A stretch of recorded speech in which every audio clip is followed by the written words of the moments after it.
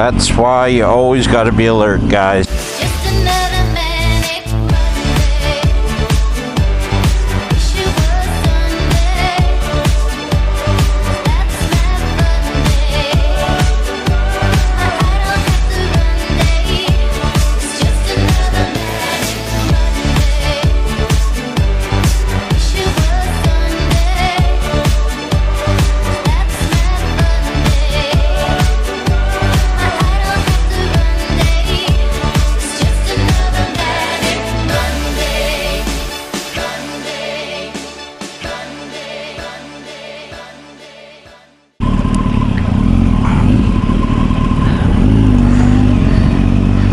That's why you always got to be alert, guys. That lady was about to pull in, didn't even look. 2cantwist here. Today, I want to talk to you guys about what size of motorcycle you should get. 600, 750, 1000. We're talking sport bikes. It's a hard call. It really is. Let's look at the downsides of a 1000 or a super sport or above. I'm sitting on the 10R. This bike's motorcycle insurance, and I've shopped around. Even for me as a motorcycle instructor with 20 some odd years experience on a bike, the insurance is kind of crazy on this. We're talking, you might as well say better part of $1,000 a year, which is kind of crazy. If you think about it, that's $1 a cc pretty much. And then there's the cost of buying them. Super sports are not cheap. The 1000cc bikes are not cheap. The new version of this Ninja, last time I checked, is around 17, 18 grand. That's pretty steep. Some of the other downsides and some of the things I think are ridiculous about current 1000. Some of my friends call this a suicide bike. And these are people that ride 1000s, Ninjas, CBRs, but modern ones, and haven't driven a lot of these older sport bike. All the new ones have power modes, you know, 20% of the power, 30% of the power, anti-wheelie, all this good stuff. I got a few schools of thought on that kind of stuff. One, it's more complicated, so it's more things to go wrong. But once you get used to it, you can up the power settings, and of course, there are that options. And for sensible drivers, it makes sense. But the problem is that most people that are young and get a bike like that aren't sensible, you know, and they turn the power up all the way. Is 1000cc too much? Generally speaking, for the street, 1000cc sport bike is way too much. It's not as necessarily satisfying as a 600 or a smaller bike, even a Ninja 250 all the time, to drive through the city. The 600 and the 250 is like the kids that put those big fart can exhausts on their stupid little cars, on their Sunfires or their little Civics. They have no power, but with the additional noise, it gives the perception you're going fast. It gives the perception of speed. We all know that putting a fart cam on a car doesn't make you go any faster at all, but it gives you the sensation that you're going faster. And that's what the 600 does.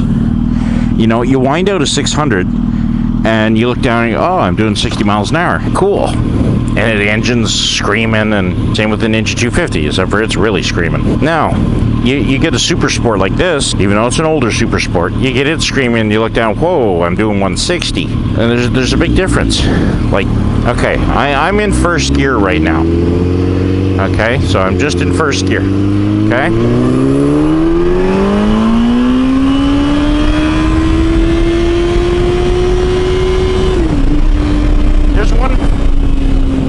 That's 149 in first gear. And then you just end up banging through the other gears all the way to the top. There's not as much driving enjoyment I find on the 1000. Now the acceleration is awesome.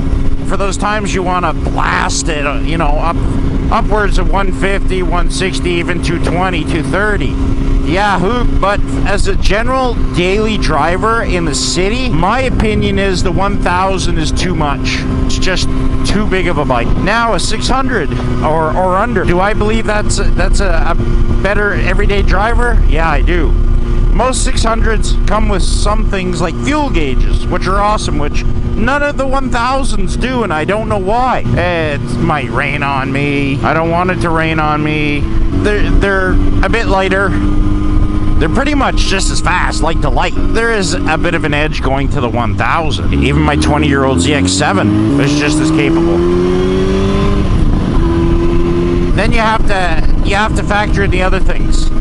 Like a 1000cc bike is not cheap on insurance. It's not cheap to buy. 600s are cheaper by a considerable amount. The insurance is cheaper by a considerable amount. Did I need this 1000cc? No, I didn't. No, I didn't. Did I want one? Hell yeah. I mean, there's nothing like twisting that throttle and disappearing. There might be a bit of a status thing in there, you know? Like, I'm in the elite, I drive a 1000. You know, you go to the motorcycle meet, majority of the motorcycles are 600s. A lot of people don't understand that a 1000cc bike is a 1 liter, you know, they call them liter bike. You know, you got some cars out there that are just a liter. And this has 171 horsepower, from what I read. Well, there's a lot of cars out there that don't even have that. It's quite a brute. People lose kind of like touch with reality or conception. I've driven Corvettes, Ferraris. One day I'll post some laps in the F1 single-seater cars I've done, and everything else in between. And speed is relative. You know, if you bought a brand new Corvette, the latest and greatest, and you drove that for a couple weeks, sure, you might, okay, well, this is getting kind of boring. Then you go buy an SLR or an AMG Mercedes, and wow, you know, this is pretty cool. And then they can get kind of boring after a while. Speed is a measurement of perception. I've driven some of the fastest things on the planet. Where do you call the line? At the Bugatti? Same with the motorcycle. That's what sparked the gentleman's agreement years and years ago. For you that don't know, there was a gentleman's agreement made between all the motorcycle manufacturers, because at the time the Hayabusa came out, then Kawasaki's ZX-14 came out, and they all started just wailing up the horsepower. When a motorcycle will do 300 kilometers an hour, it's about time you call the limit. So, as a daily driver for sport bikes, because again, cruisers are completely different, I would say a 600 is more than enough. And there seems to be a big shift in the market where even the 1000s now are coming out with, you know, higher grips and more comfortable positioning. Like this 10R from 2006 is a wrist breaker. There's no way around it. And this was deemed in 2006 by Motorcycle Magazine, I forget which one, being one of the most comfortable in its class. Could I drive this straight to Toronto? Maybe. Would I need to check into the hospital for being crippled afterwards? Certainly. And there's absolutely no argument about it. My wrist would be broken, my back would be broken. My knees would be shot. Liter bikes aren't really cheap on fuel. Everything's relative to how you drive it. The 600s are better on fuel. I would have to say there's really no need for a 1000. By the time the added insurance, the added cost to own or to purchase, I think I would have just as much fun on a 600 every day as I would this bike. And if you go downtown all the time, then the horsepower on this thing is irrelevant. There's not enough room to utilize the power. Even a 600 in most urban, well, you know, downtown. Now, to get back to the modern superbike, anti-wheelie, you know, power reduction mode, gadgetry. For people who love gadgets, you know, hallelujah. You know, okay, the anti-wheelie I can see as a good thing for someone who gets on a bike who shouldn't be on that kind of bike. Even in a 600, cranks are up. The old eyeballs get the size of saucers when the wheel comes up.